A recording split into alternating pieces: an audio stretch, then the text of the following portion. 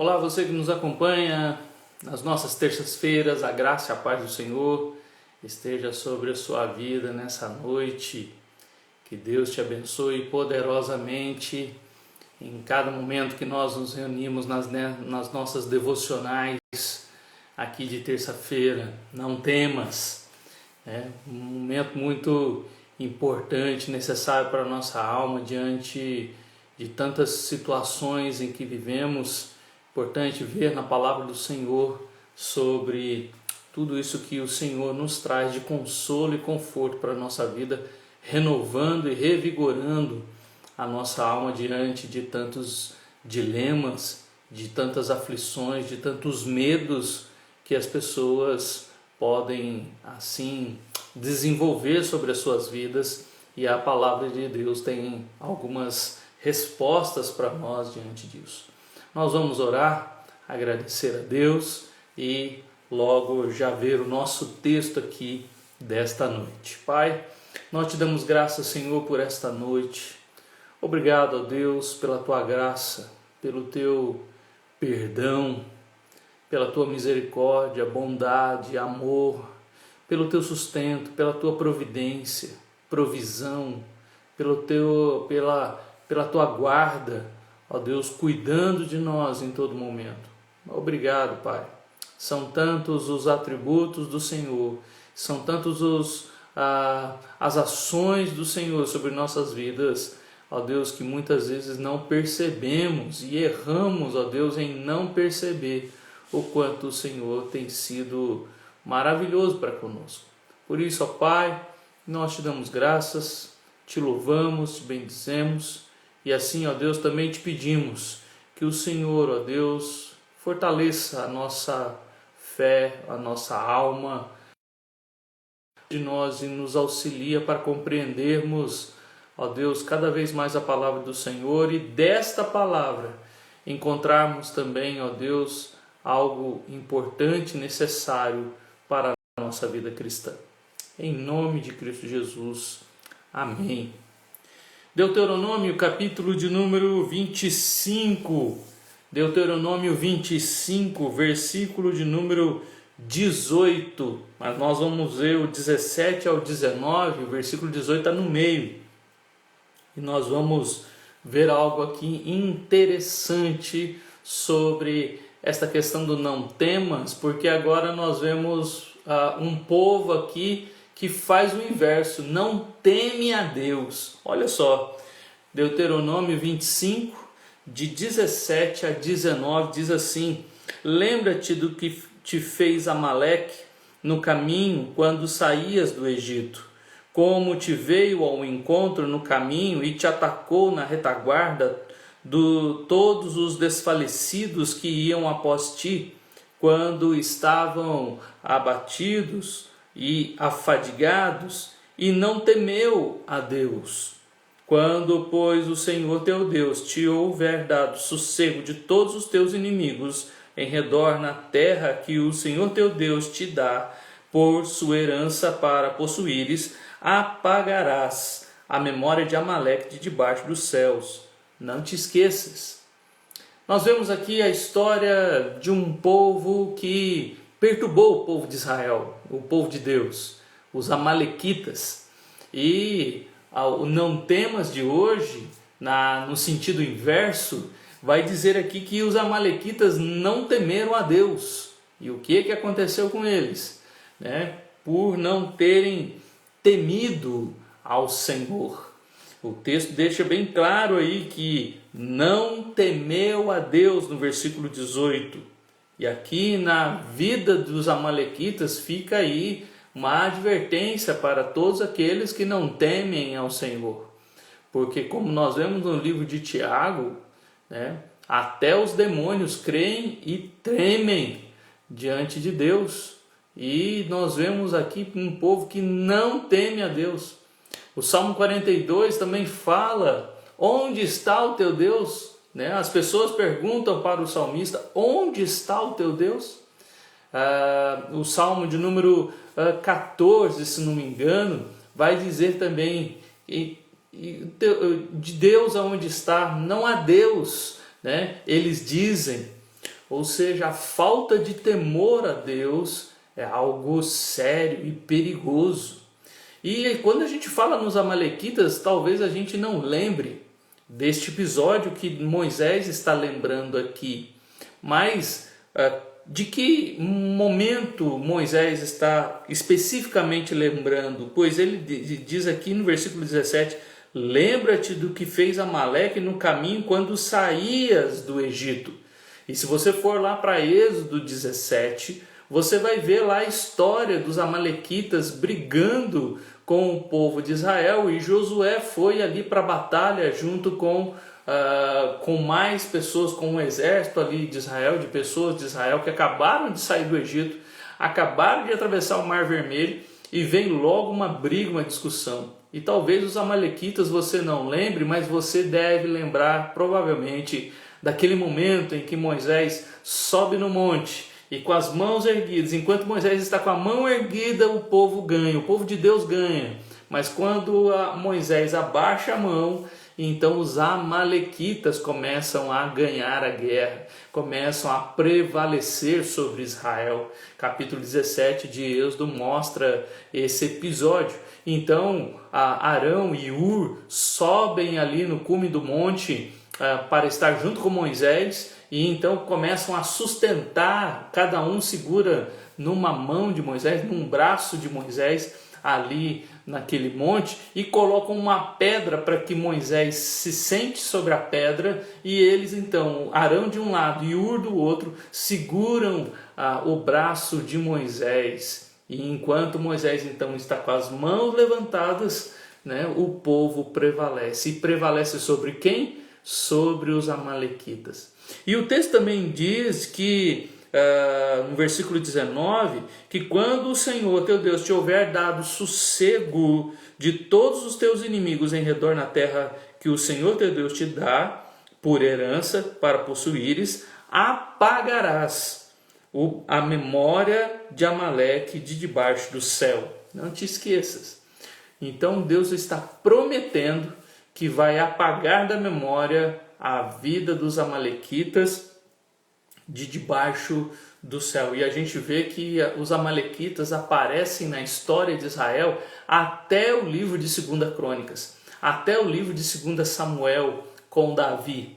Davi foi aquele que acabou com os amalequitas. Eles deram problema com Saul, tiveram problema com os juízes, tiveram problema em 1 Samuel, e só no livro de 2 Samuel é que a gente vê o último relato dos amalequitas. E assim, então, cumprindo a promessa que Deus fez de que apagaria a memória de Amaleque. Mas algo interessante que o texto nos traz aqui é muito curioso. Enquanto Deus está falando que ia apagar a memória de Amaleque, ele está dizendo que, no versículo 17, lembra-te do que te fez Amaleque. E no versículo 19 ele diz, não te esqueças. Termina o versículo 19 dizendo, não te esqueças. Ou seja, as situações do que aconteceram ali com Amaleque, com os amalequitas, Deus está falando, não esqueça do que aconteceu naquele dia. Não esqueça de como foi a vitória de vocês. Não esqueça o que eles fizeram. Não esqueça que eles não temeram a Deus. Não temeram a mim. Deus está falando através de Moisés. Não esqueça. Tem algumas situações da vida em que nós queremos esquecer, mas a palavra de Deus está nos ensinando a não esquecer, a lembrar de alguns momentos muito importantes da vida, de lembrar de alguns momentos e de alguns inimigos que nos atrapalharam e como Deus ajudou naquele momento, como Deus interferiu, como Deus se manifestou naquela situação, aonde Josué estava lutando e um povo estava orando, né? O líder Moisés estava orando e não estava sozinho, mas Hur e Arão segurando as suas mãos, porque as suas mãos eram pesadas, e enquanto eles seguravam a mão de Moisés, enquanto os braços de Moisés estavam suspensos, Josué ganhava. E é tão curioso aquele texto, porque diz que quando Moisés abaixava a mão por causa do peso e por causa do cansaço, faz isso um dia aí na sua casa para você ver quantos minutos você fica com a sua mão levantada, né? Quanto tempo você fica com os braços erguidos, para você ter mais ou menos uma noção de como foi ali com Moisés também. E nessa hora então que as mãos de Moisés abaixavam, os amalequitas prevaleciam. Mas agora Moisés está dizendo aqui que os amalequitas prevaleciam porque eles não tinham temor a Deus. Eles não tinham temor a Deus. E olha o que eles faziam. Como te veio ao encontro no caminho. Lembra quando os inimigos veio de encontro, não estavam nem aí para quem era, quem é Israel, quem é esse povo que adora um Deus, porque naquele tempo os povos pagãos adoravam muitos deuses, e agora nós estamos falando de um povo aqui o Israel que adora um único Deus. Que povo é esse? Que Deus é esse? E ali eles não tinham temor nenhum por esse Deus, porque o povo de Israel não levava, não deveria, ou naquele momento que saíram do Egito, não tinha ainda bezerro de ouro, não tinha nenhum ídolo, não tinha nenhuma imagem de escultura de Deus. E os povos pagãos achavam isso muito estranho.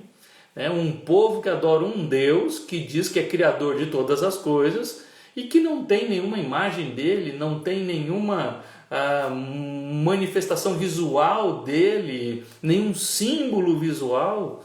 Então lá em Êxodo 17 o povo ainda não tinha feito, o povo vai fazer o bezerro de ouro, que depois vai ser destruído por Moisés, lá no capítulo 32.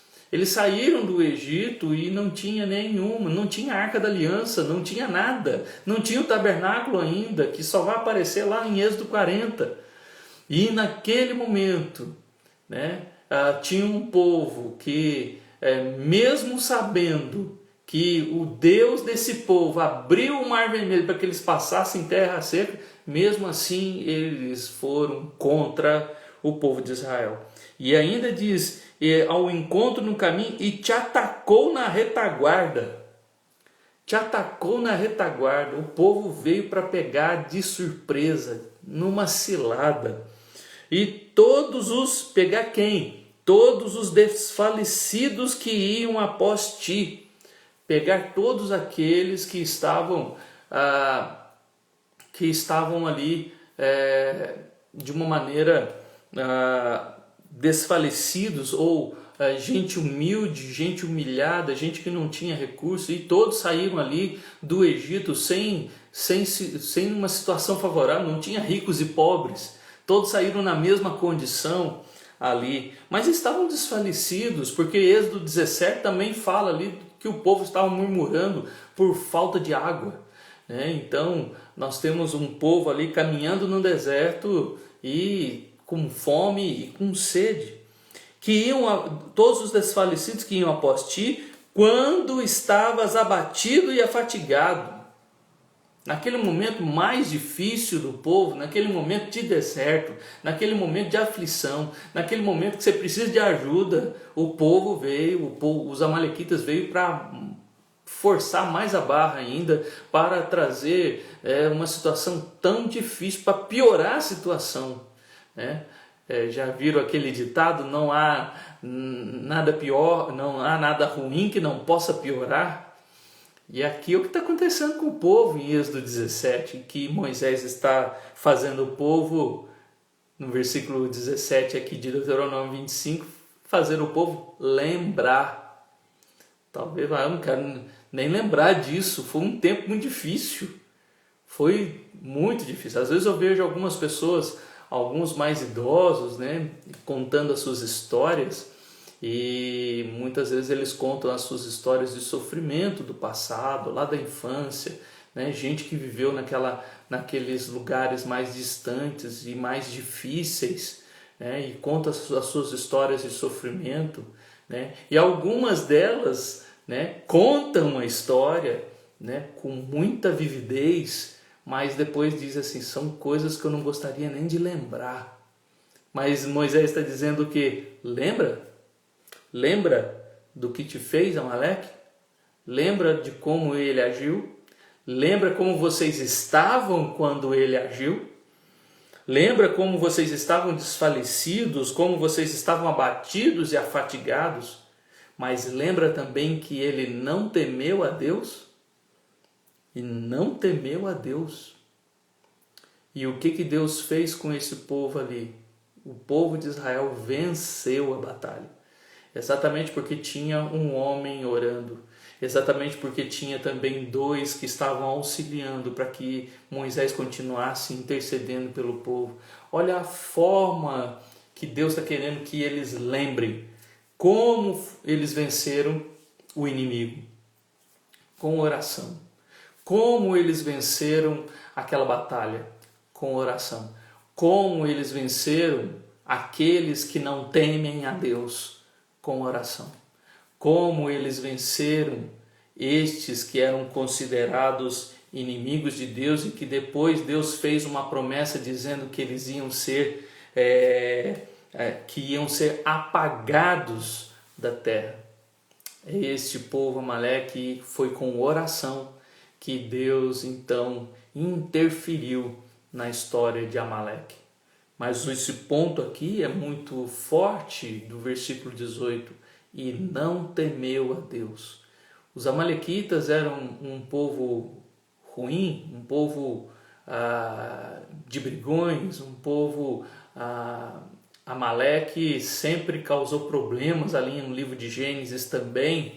Ele tentou ficar com Sara, a primeira vez foi ali no Egito, né, no capítulo 3, no capítulo 12, mas depois, mais uma vez... né? Ou Amaleque tentou ficar com Sara também. E Amaleque sempre causou problema para o povo de Israel, mas Deus fez uma promessa para o povo de Israel no versículo 19. Quando te houver dado sossego de todos os teus inimigos em redor, na terra que o Senhor teu Deus te dá por herança para possuíres, apagarás a memória de Amaleque de debaixo do céu. Mas ele termina dizendo, não te esqueça disso, eu vou fazer isso. E de fato Deus fez. Os amalequitas deixaram de ser uma pedra de tropeço. Demorou, né? Levou aqui, nós estamos aqui com Moisés, e de Moisés até Davi levou em torno de 400 anos para que isso se concluísse. Pois Davi é o último que vai lutar com os amalequitas e ter vitória sobre eles ali em 2 Samuel, e que depois Esdras também registra no livro de Crônicas a respeito do mesmo fato de Davi com os amalequitas. Então nós temos aqui um povo que não teme a Deus, e o episódio que Moisés está se referindo é o episódio que o próprio Moisés viveu, de interceder pelo povo enquanto o povo está orando. Nesse sentido, né, o livro de Efésios, capítulo 6, depois que Paulo fala da armadura de Deus, que nós já vimos isso no texto anterior, da semana passada, sobre a armadura de Deus, o texto diz assim, depois de todas as armaduras que ele fala, né? Ele fala para se revestir de toda a armadura de Deus, e aí ele fala para tomar toda a armadura de Deus depois no versículos 13 de novo, e aí ele começa a falar das armas, né? Então, cingindo com a verdade, vestindo o couraça da justiça, calçar os pés da preparação do evangelho da paz, embraçando o escudo da fé, tomar o capacete da salvação e a espada do Espírito, que é a palavra de Deus. E no versículo 18 é como se fosse um arremate ou uma unidade de todas essas armaduras. Ele diz assim, com toda a oração e súplica, com toda a oração e súplica. Ele diz também, orando em todo o tempo no Espírito. E para isso, vigiando com toda perseverança e súplica por todos os santos. E também por mim. Depois Paulo vai continuar aqui no versículo 19. Mas prestou atenção aqui sobre a expressão toda que Paulo está colocando aqui? Com toda a oração, orando em todo o tempo no Espírito e vigiando com toda a perseverança e por todos os santos. Foi o que Moisés fez aqui naquele momento. Foi o que Moisés, foi a atitude de Moisés naquela hora. Enquanto Josué estava lutando contra os amalequitas, Moisés estava orando. E a oração trouxe vitória sobre aqueles que não temiam a Deus. Então aqui tem um detalhe ou uma dica preciosa da palavra de Deus para as nossas vidas. Diante de embates tão difíceis, nós precisamos orar. E às vezes a nossa luta vai ser orar, vai ser na oração. Vai ser lá que nós vamos ter as nossas maiores batalhas. Pois como as mãos de Moisés eram pesadas e quando a mão de Moisés descia, o povo perdia e Amaleque prevalecia, assim também quantas vezes nas nossas orações a gente não persevera, a gente não permanece, e quando não permanece a gente começa a ser derrotado. E aqui diz toda oração, todo o tempo, toda perseverança e todos os santos. Então, esses todos aqui, né, ou essa plenitude do contexto em que nós vamos aplicar a oração é importante para que haja vitória. Paulo está, de certa forma, trazendo aqui que você tem que ter as armaduras. Você tem que ter toda a armadura para enfrentar a batalha. Mas essas armaduras, assim como o soldado era então, de certa forma, ungido, e assim, quando ele ia para a guerra, é como se ele fosse ali um preparo. Paulo está colocando essa oração aqui como aquele momento em que o soldado então era, olha, que o general então dava aquele momento de colocar a espada no ombro dele e dizer, olha, você está indo para a guerra, não sei se você vai voltar, mas a bênção dos deuses, porque os romanos acreditavam em deuses, né, e os gregos também, então ali era como se fosse um ritual de bênção para que o soldado fosse para a guerra e voltasse com vida. E aqui a oração é para que nós também sejamos vitoriosos, porque cremos que não é na nossa força que nós vencemos, mas é na força do Senhor. A batalha toda que nós enfrentamos com aqueles que não temem a Deus são batalhas espirituais. Ainda que eles não acreditem em Deus, nós cremos. E por isso enfrentamos através da oração. E não no diálogo, não no tete-a-tete, não na briga, não na discussão, mas na oração. É a oração que nos traz a vitória sobre aqueles que não têm temor de Deus, aqueles que não têm o temor que Deus espera de cada um de nós. Se temos temor a Deus, temos que recorrer à oração. Oração toda a oração, oração em todo o tempo, oração com toda a perseverança e oração por todos os santos, porque o Moisés também estava orando por todos, não só por Josué, mas por todos que estavam ali batalhando naquele momento. Meu querido irmão, persevere em oração. A oração é uma das armas de Deus para as nossas vidas e uma arma preciosa e importante para a vida cristã. Nós não podemos deixar de orar. É na oração que nós cremos que precisamos de ajuda. É na oração que nós entendemos que nós não conseguimos e que Deus precisa agir. E diante de inimigos que não temem a Deus, que são loucos Porque se Tiago diz que até os demônios creem e temem a Deus, quem diz que não teme a Deus é um louco, né? Porque até o demônio crê e treme, né? E muitos hoje não acreditam mais em Deus. Nós estamos vivendo um momento que não é nem mais de pós-modernidade, mas alguns já estão dizendo que nós estamos vivendo um tempo de pós-cristianismo, ou seja, que o cristianismo falhou, que o cristianismo não conseguiu transformar a modernidade, que o cristianismo não foi a resposta certa. E alguns estão já até dizendo isso, mas quem está dizendo isso são exatamente aqueles que não temem a Deus.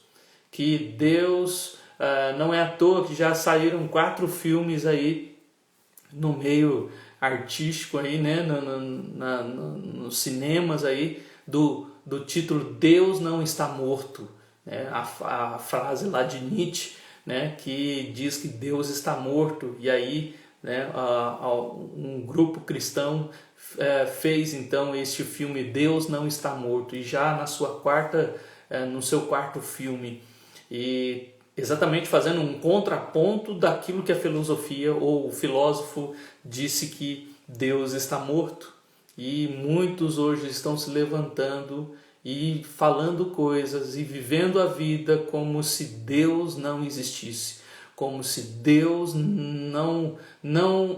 como se não houvesse Deus. E os amalequitas eram esse tipo de povo que não temia Deus, e assim estavam ali mostrando que não há fé e que não há um Deus que podia interferir, mas interferiu e trouxe vitória ao povo. E se trouxe vitória ao povo através da oração, pode trazer vitória sobre a sua vida se você orar. Se você também viver uma vida de oração, Deus também pode trazer respostas maravilhosas a partir de uma vida de oração. Para terminar, quero deixar aqui o exemplo de Charles Spurgeon, que recebeu a visita de 3 seminaristas uma vez na sua igreja, né, ali em Londres, e que Charles Spurgeon, então, eles não sabiam quem ele era, eles ainda não conheciam, só ouviam de alguém dizer, de falar sobre a sua fama, mas ainda não tinham visto ele, né? Naquele tempo, 1700 e alguma coisa, ali em Londres, ainda não tinha, não era muito comum as fotos, né? Então, eles chegaram ali, quem estava na porta para recebê-los era o próprio Charles Spurgeon. E eles então falaram que vieram conhecê-lo, vieram conhecer a igreja, e aí Charles Spurgeon levou eles e falou: vou mostrar um lugar muito especial para vocês. E ali levou eles para o porão da igreja, e quando chegou no porão da igreja, havia ali 700 pessoas em oração antes de começar o culto. Já estavam ali todas em oração. E ali ele então dizia para aqueles seminaristas: olha, aqui está o poder da igreja. Aqui está por que essa igreja é poderosa. Porque é uma igreja que ora. E assim, a igreja de Charles Spurgeon era uma igreja extraordinária. O tabernáculo ali em Londres era uma igreja com 10 mil membros, uma mensagem poderosa. Não é à toa que Charles Spurgeon foi considerado o príncipe dos pregadores, exatamente porque não pelo seu poder, pela sua eloquência, mas pelo que ele cria e pela sua vida de busca de Deus, de um homem piedoso, de um homem realmente que amava a Deus de todo o coração, e de um homem que cria na oração e que levou isso para a igreja, e assim a igreja também orava, e a igreja crescia e era forte naquele tempo ali em Londres.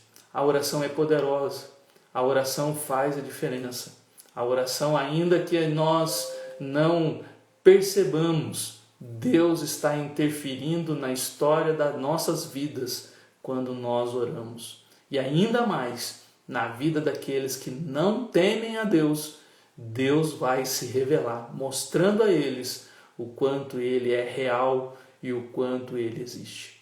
Não desista de orar. não desista. E lembre-se, e agora eu quero deixar esta palavra aqui para nós concluirmos. Lembre-se do que Moisés, como Moisés deixou aqui para o povo. Lembra do que Deus fez.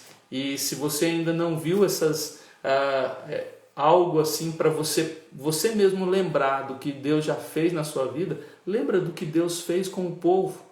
Lembra do que a Bíblia nos revela.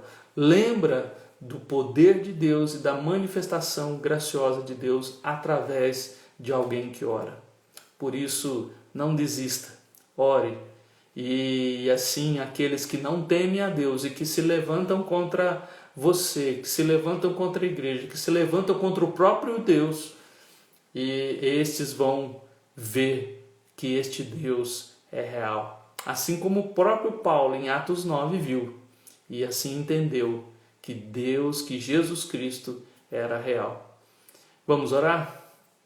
Senhor amado, ajuda-nos, ó Deus, a lembrar, a não esquecer das coisas maravilhosas que o Senhor fez. Quando buscamos o Senhor com o nosso coração aberto, ó Deus, cheio de fé, ó Deus, necessitados e reconhecendo que só o Senhor pode nos dar vitória.